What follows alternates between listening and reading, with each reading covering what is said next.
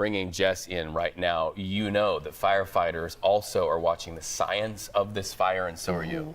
It's interesting when you're taking a look at the winds and the conditions that Southern California is currently under. Right. They have been dealing with dry conditions throughout most of these winter months. And so you get a strong wind event like this with just the perfect amount of high pressure and low pressure sandwiching together, creating this strong pressure gradient along those mountains. That's the Santa Ana winds we're talking about, but this is significant.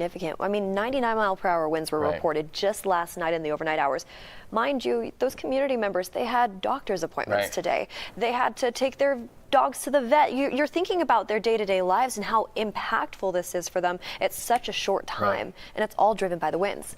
So let's talk about this a little bit further. Let's talk about the reason why these winds are as strong as they are. This area of low pressure parked just to the south of California is the southern portion of this pressure gradient. Now you're talking about high pressure offshore, and that's what's delivering these strong winds. They're kind of acting like gears moving against each other all throughout Southern California is the center of it.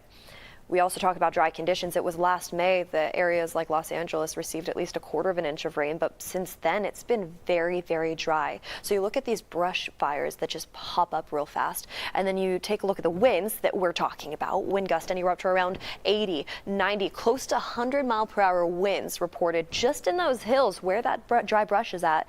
That's the big reason why these fires are popping up as fast as they are and growing in size as fast as they are too. Now, another thing to keep in mind as well, I'm a part of the California National Guard, and we're kind of gearing up and getting ready to send aircraft down there. Aircraft have limitations when it comes to winds too, and certain aircraft can't get to these fires due to how strong those winds are. The good news is, though, those winds are starting to die down as we head into the evening hours tonight, and that's going to help when it comes to battling the fire. What it's not going to be convenient for, though, is the direction of the winds has actually allowed for most of that smoke to push offshore. As the winds die down, that smoke's going to get pushed right back into the Los Angeles basin, and that's going to continue to circulate through these communities, allowing for air quality alerts to pop up widespread throughout Southern California. So there's a lot when it comes to these fires, and we've been talking about them all throughout these winter months. I mean, since November into December, we had the mountain fire just near Malibu with very similar conditions to this. It's important to note that these community members are struggling, and we need to help any way we can. We'll have more on this coming up in a bit, but for now, Rita, I'm going to send it back over to you. All right, thank you so much.